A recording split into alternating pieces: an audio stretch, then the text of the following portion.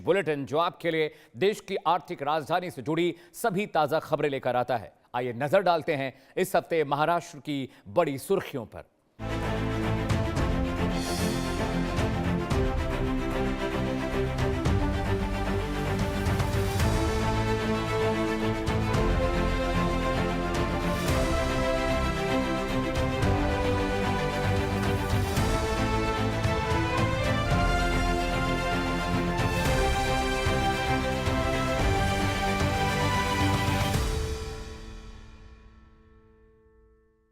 महाराष्ट्र सरकार ने किसानों को बड़ी राहत देते हुए कृषि क्षेत्र से जुड़े लंबित बिजली बकाया को माफ करने का महत्वपूर्ण निर्णय लिया है।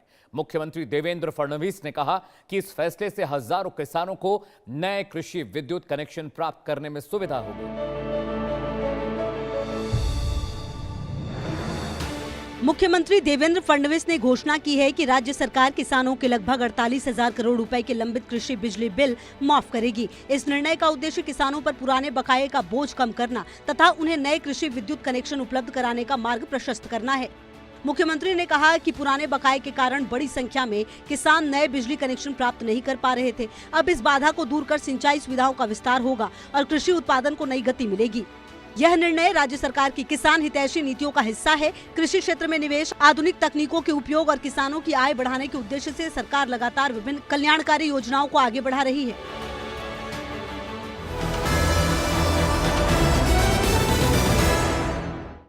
महाराष्ट्र सरकार भूमि और रियल एस्टेट क्षेत्र को डिजिटल करने जा रही है। इसके लिए मुख्यमंत्री देवेंद्र फडणवीस ने डेल्टा कानून तैयार करने के निर्देश दिए हैं, जिसका उद्देश्य ब्लॉकचेन तकनीक के माध्यम से भूमि परिसंपत्तियों का डिजिटलीकरण करना है।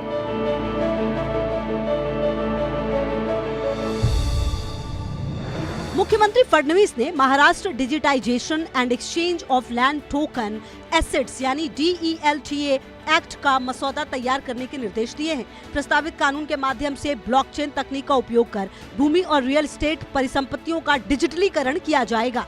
मुख्यमंत्री ने कहा कि पूरी प्रक्रिया डिजिटल होगी और संपत्ति धारकों को अपनी परिसंपत्तियों के बेहतर आर्थिक उपयोग का अवसर मिलेगा।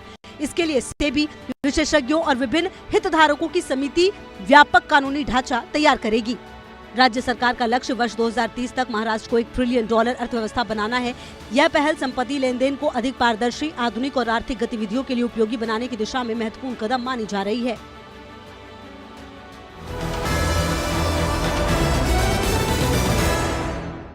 पुणे में यातायात व्यवस्था को बेहतर बनाने के लिए 3 नए एलिवेटेड हाईवे परियोजनाओं का शिलान्यास किया गया। मुख्यमंत्री देवेंद्र फडणवीस, केंद्रीय मंत्री नितिन गडकरी और उप मुख्यमंत्री सुनेत्रा पवार ने इस अवसर पर परियोजनाओं की आधारशिला रखी।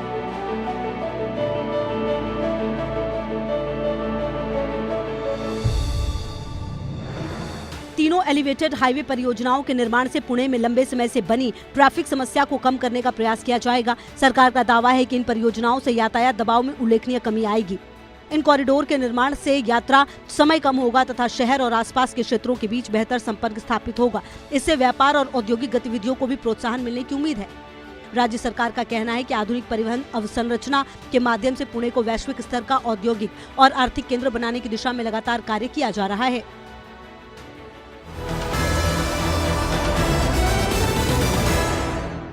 आगामी आषाढ़ी एकादशी वारी को लेकर महाराष्ट्र सरकार ने तैयारियां तेज कर दी हैं। उप मुख्यमंत्री एकनाथ शिंदे ने पंढरपुर पहुंचकर व्यवस्थाओं का जायजा लिया और अधिकारियों को आवश्यक निर्देश दिए हैं।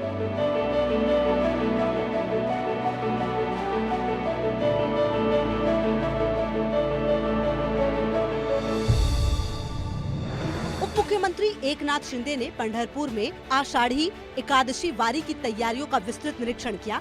उन्होंने विभिन्न विभागों के अधिकारियों के साथ व्यवस्थाओं की समीक्षा की।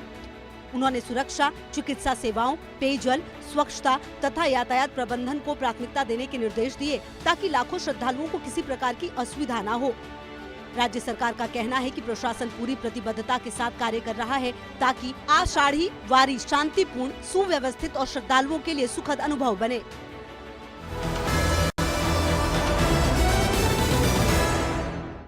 अमृत भारत स्टेशन योजना के अंतर्गत बारामती और नंदूरा रेलवे स्टेशनों का पुनर्विकास पूरा हो गया है।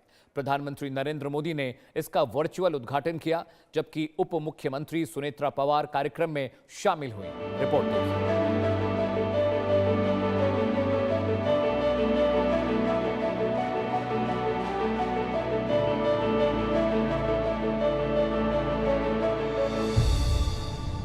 उप मुख्यमंत्री सुनेत्रा पवार ने कहा कि बारामती रेलवे स्टेशन का पुनर्विकास पश्चिमी महाराष्ट्र के आर्थिक, औद्योगिक, शैक्षणिक और कृषि विकास की दिशा में महत्वपूर्ण उपलब्धि है।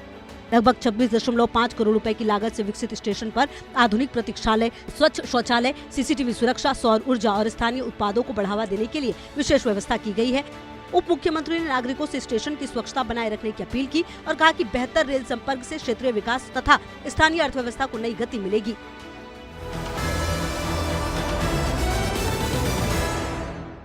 तो ये थी इस हफ्ते महाराष्ट्र की मुख्य और बड़ी खबरें। आप देख रहे हैं हमारा विशेष बुलेटिन नेक्स्ट इन महाराष्ट्र। देश और दुनिया की तमाम बड़ी खबरों के लिए